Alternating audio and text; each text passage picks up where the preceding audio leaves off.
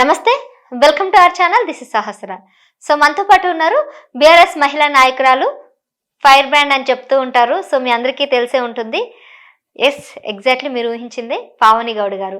మరి పావని గౌడ్ గారి గురించి కొన్ని విషయాలు మనకి తెలియదు కాబట్టి ఆ విషయాలు కూడా ఈరోజు డిస్కస్ చేద్దాం. అంతేకాకుండా ప్రస్తుతం ఉన్నటువంటి రాజకీయ పరిణామాల గురించి కూడా మనం మాట్లాడదాం. సో ముందుగా అవన్నైతే పలకరిద్దాం. నమస్తే అండి, ఎలా ఉన్నారండి? ఫైన్. ఓకే. సో ముందుగా మీకు నూతన సంవత్సర శుభాకాంక్షలు. మీకు కూడా నూతన సంవత్సర శుభాకాంక్షలు. చెప్పండి పావని గౌడ్ గారు, మీరు బీఆర్ఎస్ నుంచి చాలా ఏళ్ళుగా మీరు దీనికి వస్తున్నారు. ఉద్యమం టైంలో కూడా మీ నాన్నగారు కూడా ఇందులో ఉన్నారని కూడా తెలిసింది. మీరు రాజకీయ ప్రవేశం కావడానికి ఎక్కడ నాంది పలికిందంటారు? అంటే ఆ ముందు నుండే మా నాన్న ఏదైతే ఉద్యమ సమయంలో రోజు పోతుంటే ఈ పోస్టర్లు ఎందుకు అతికిస్తున్నావు, ఇదంతా ఏంది, పోలీసులు పట్టుకోపోవడం ఏంది. ఒకప్పుడు తెలంగాణ అంటేనే అరెస్టులు చేసేటోళ్ళు. తెలంగాణ పోస్టర్లు, పింక్ కలర్ పోస్టర్లు ఎక్కడ అంటిస్తే వాళ్ళని తీసుకుపోయి జైళ్ళ పాల చేసేటోళ్ళు. అట్లుండేది పరిస్థితి. తెలంగాణ రాష్ట్రం వస్తే తెలంగాణ ప్రజలందరూ సుభిక్షంగా ఉంటారని మా నాన్న చెప్పేటోడు. అసలు తెలంగాణ రాష్ట్రం వస్తుందా, తెస్తాడా అని మా నాన్నకు నేను తిరుగుగా క్వశ్చన్స్ చేసేదాన్ని. మా నాన్న ఆన్సర్ ఏమని చెప్పేటోడు అంటే, కేసీఆర్ గారు ఒక టైంలో తెలంగాణ తీసుకొస్తారు, తెచ్చిన తెలంగాణకు భూములకు నీళ్లు తీసుకొస్తారు అని చెప్పిండ్రు. ఆ మాటలు నా మీద బాగా ఆదైంది. దానివల్లనే నేను కేసీఆర్ గారికి వీరాభిమానిగా మారడం జరిగింది. తెలంగాణ వచ్చింది. తెలంగాణ రాష్ట్రంలో బీడు భూములు లేకుండా తెలంగాణ రాష్ట్రాన్ని సస్యశ్యామలం చేసిండు కాబట్టి కేసీఆర్ గారికి అభిమానిగా మారి నీ విధంగా చేయడం జరుగుతుంది.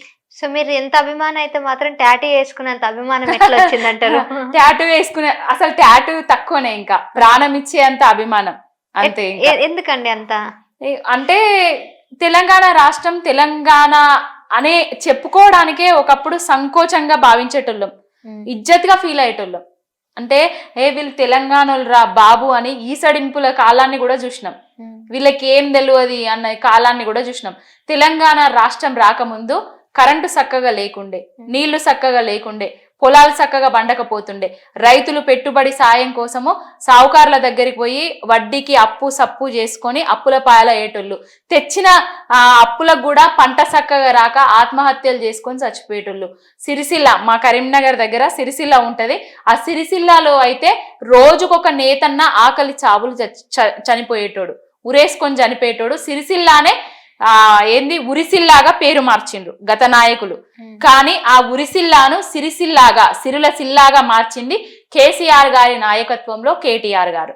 అప్పుడు ఎట్లుండే తెలంగాణ, కేసీఆర్ పాలనలో ఎట్లయింది తెలంగాణ అని మనం చూసినాం, చదువుకున్నాం, చదువుతూ ఉంటాము. మళ్ళీ ఇప్పుడు రేవంత్ రెడ్డి వచ్చిన తర్వాత ఏమైపోతుంది నా తెలంగాణ అనే దానికి తీసుకొచ్చిండు. అంటే మీరు అన్నట్టుగా తెలంగాణ రావడానికి కీలక పాత్ర పోషించినటువంటి కేసీఆర్ గారు, సో మీ నాన్నగారు హయాంలో కానీ లేకపోతే మీరు చిన్నప్పుడు కానీ ఈయన అంతమందికి ప్రేరేపించారని అన్నారు. కానీ ఇప్పుడు మీకు అనిపిస్తుందా అంటే కేసీఆర్ గారు లేకపోతే మళ్ళీ తెలంగాణకి అటువంటి పునర్వైభవం రాదు అనేసి మీకు అనిపిస్తుందా? అనిపిస్తుంది కదా. అసలు కేసీఆర్ లేకపోతే తెలంగాణ ఎక్కడదండి? కేసీఆర్ గారు లేకపోతే తెలంగాణ రాష్ట్రం కోసం ఆయనే అహర్నిశలు కృషి చేయకపోతే తెలంగాణ రాష్ట్రం ఎక్కడిది? ఉద్యమం చేయకపోతే, సకల జనులను ఏకదాటి మీదికి తీసుకురాకపోతే తెలంగాణ రాష్ట్రాన్ని ఎవరిచ్చేటోళ్ళు? మేమిచ్చినాం అని చెప్పుకుంటున్నారు కదా. ఉద్యమం చెయ్యందే ఇచ్చిండ్రా, పోరాటాలు చెయ్యందే ఇచ్చిండ్రా. డిసెంబర్ 9, 2029 మేమిస్తున్నాం అని చెప్పి వెనకకు పోయింది ఎవరు? ఎంతమంది అమరవీరులకు ఆ ఆత్మ బలిదానాలు ఇవ్వడానికి కారణమైంది ఎవరు? కాంగ్రెస్ పార్టీ కదా. ఇప్పుడు ఏదో మేమిచ్చినాం అని చెప్పుకుంటారు. ఉద్యమం చేస్తే ఇచ్చిండ్రు. ఏదో మేము ఉత్తగ కూసుంటే బంగారు పల్లెంల మంగళారతులలో తీసుకొచ్చి తెలంగాణ రాష్ట్రాన్ని ఇయ్యలేదు. వాళ్ళు ఇచ్చినాం అని చెప్పుకుంటారు. మా తెలంగాణ రాష్ట్రానికి ఇంత దౌర్భాగ్యం, ఇంత లేటు కావడానికి కారకులు కూడా వీళ్ళే. ఇందిరమ్మ ఇయ్యకుండా అదే విధంగా చేసింది, రాజీవ్ గాంధీ ఇయ్యకుండా అదే విధంగా చేసింది, సోనియా గాంధీ మేము ఉద్యమం చేస్తే ఇచ్చింది. తెచ్చింది కేసీఆర్ గారు, ఇచ్చేటట్టు చేసింది కూడా కేసీఆర్ గారే. కానీ సరే, ఇంతమంది ఉద్యమకారులు ఉన్నారు, ఇంతమంది పోరాటాలు చేశారు, ఎంతో మంది బలిదానాలు ఇవ్వడం జరిగింది. ఇంతమంది వాళ్ళ యొక్క ప్రాణాలు త్యాగం చేసిన తర్వాత కానీ రాజకీయంలోకి వచ్చిన తర్వాత కేసీఆర్ గారు వాళ్ళ కుటుంబ పరిపాలన అనే ఒక ఆరోపణ వాళ్ళ మీద ఉంది. మీకు అనిపించట్లేదా? ఇప్పుడు కుటుంబ పాలన అంటున్నారు కదా అండి. కాంగ్రెస్ ప్రభుత్వం కుటుంబ పాలన కదా. ఎక్కడ అండి ఇందిరమ్మ, నెహ్రూ బిడ్డ ఇందిరమ్మ కొడుకు రాజీవ్ గాంధీ భార్య సోనియా గాంధీ కొడుకు రాహుల్ గాంధీ చెల్లెలు ప్రియాంక గాంధీ. వీళ్ళందరూ కనిపిస్తలేరా? వీళ్ళందరిది కుటుంబ పాలన కాదా? అమిత్ షా కొడుకు జై షా, ఇంతమంది చెప్పాలి, వాళ్ళందరి కుటుంబం కదా. వీళ్ళందరూ పార్టీ అంటే అధికారంలోకి వచ్చిన తర్వాత వచ్చిన నాయకులు కాదు. కేటీఆర్ గారు, కేసీఆర్ గారు, హరీష్ రావు గారు, కవిత గారు ఉద్యమం ముందు నుంచి, ఉద్యమంలో నుంచి కొట్లాడినోళ్ళు, తెలంగాణ రాష్ట్రం కోసం కొట్లాడినోళ్ళు, ప్రజాక్షేత్రంలో వాళ్ళ బలాన్ని నిరూపించుకున్న నాయకులు. కుటుంబ పాలన ఎక్కడ కనబడుతుంది? కుటుంబం, తెలంగాణ రాష్ట్రమే ఆయన కుటుంబము. ఎవరిని కాదన్నాడు చెప్పండి?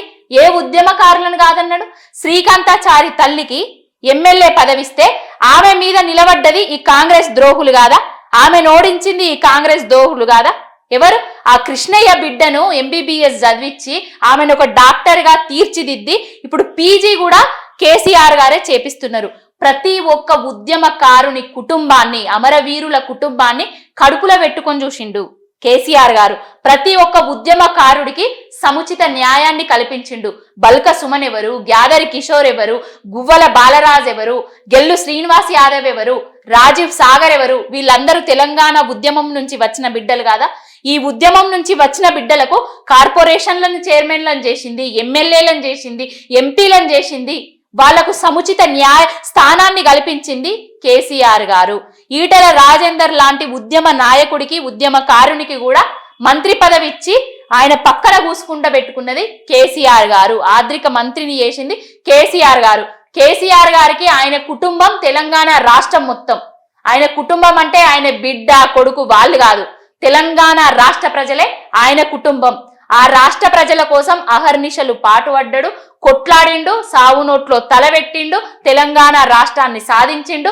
సాధించిన రాష్ట్రాన్ని 10 ఏండ్ల కాలంలోనే దేశంలో నెంబర్ 1 స్థానానికి తీసుకొచ్చిండు.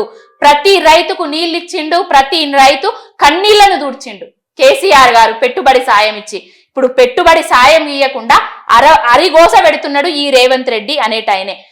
సన్నాసులు, సవటలు, దద్దమ్మలు పాలన చేతగాక బురజల్లే ప్రయత్నంలో భాగంగానే కుటుంబ పాలన చేసిండు అనేసి అసత్య ప్రచారాలను చేసిండ్రు. అంతే తప్ప అలా నిజాలైతే లేవు. మీరు ఇంతకాలం నుంచి పార్టీలో ఉన్నారు, మీకు న్యాయం చేసిండని మీరు అనుకుంటున్నారా? మీకు ఇప్పటి వరకు కూడా ఎలాంటి పోస్టు రాలేదు కదండి. ఇక పోస్టుల గురించి అనేది నేను ఎప్పుడు అడగలేదు. నా అవసరం ఉంటే వాళ్ళు ఇస్తారు, లేకపోతే ఇవ్వరు. అంతే తప్ప నేనేదో పోస్టులు ఆశించి, ఏదో గౌరవం ఆశించి నేనైతే ఈ రాజకీయంలోకి రాలేదండి.